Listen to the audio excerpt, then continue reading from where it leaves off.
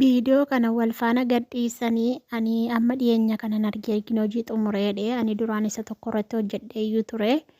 Kan amman arge jechuudha. Dhugaa dubbachuuf iccitii guddaa bahe jechuudha. Bakka kuni Abirishii irraa Ruutaan akka fagaattu iccitii dhugaa yookaan immoo akka isheen bakka isa dhugumaasaa garaa irraa kutattudha kan iccitiin kun dhufe maaliif hagayyoowwanaati jechuudha. Inni dhalaa biraa deemee irratti janajjanee inni deemee dhalaa biraa irratti jaallatee garaan kutannee fi Abirishiidha Ruutaanii garaan kutanne jechuudha.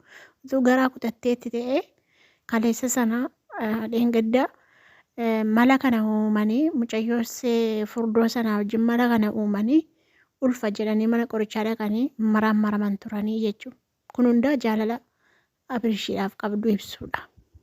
Amma garuu jechuun iccitiin kun hundaa gadi ba'ee bakka amma amantee jirti jechuudha. Garaallee kutattee jirti jechuudha. Akka kanaan duraan hin boonye bakka hin jajjabaatte rabbiyyuu jabina kenneef jechuudha.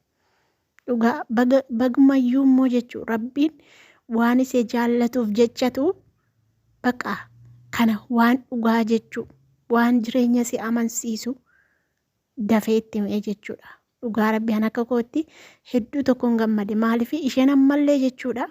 Inni ammallee goyyoomsee maal jedhee ofitti deeffachuu danda'a jechuudha. Maaf jireenya dhugaa wajjin jiraachaa hin jiru waan ta'eef ammallee goyyoomsuu hin danda'a jechuudha. Amma garuu Rabbiin dhugaa ishee hin baasee jechuudha. Ijaaf ijatti dhugaasee baasee gurbaa kana kaasee fi Rabbiin dhugaasee mul'isee jechuudha. Bagi Rabbi dhugaa ishee baasee dhugaa Rabbi Abirishiin daa'imummaa kanaan ijoollummaa kanatti waan akkasii sharrii namarratti yaadee jechuun jireenya isaatiif wayyoo dhugaa Rabbi. Jireenya addunyaa kanarraa hin dhumtisi hin dabartisi wanti hin dabarre tokkollee hin jiru jechuudha. Garuu jireenya isheetti taphatee gabaa ishee irra taa'ee mucayyoon kun mucaa durbaati. Sanuu miidiyaa irratti miidiyaa amma kanarratti beekamtii qabdi. Wallaahi hedduu nama gaddisiisa bakka wanti ishee irratti raawwate baay'ee tokko ulfaataadha. Utuu viidiyoo waraabuu baatanii akkasumatti callumadhanii itti meeratee gurbichi bareedaa ture. Dhugaa Rabbii hedduu nama nafafachiisa. Garuu Rabbiin bakka obsaseedhaaf haa kennu. Rabbiin obsaseedhaaf haa kennu malee wanta jennullee wanta dubbannullee hin qabnu jechuudha. Kana dhugaa Rabbii kun baay'ee nama saalfachiisa bakka waan qaanyiiti kan inni hojjete. Jireenya ishee kana guutummaa itti taphate jechuudha.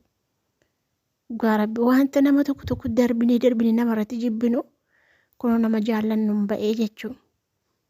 Baay'ee tokko ulfaata dhugaa Rabbi. Rabbiin alaaffisuuf hundumaaf iyyuu.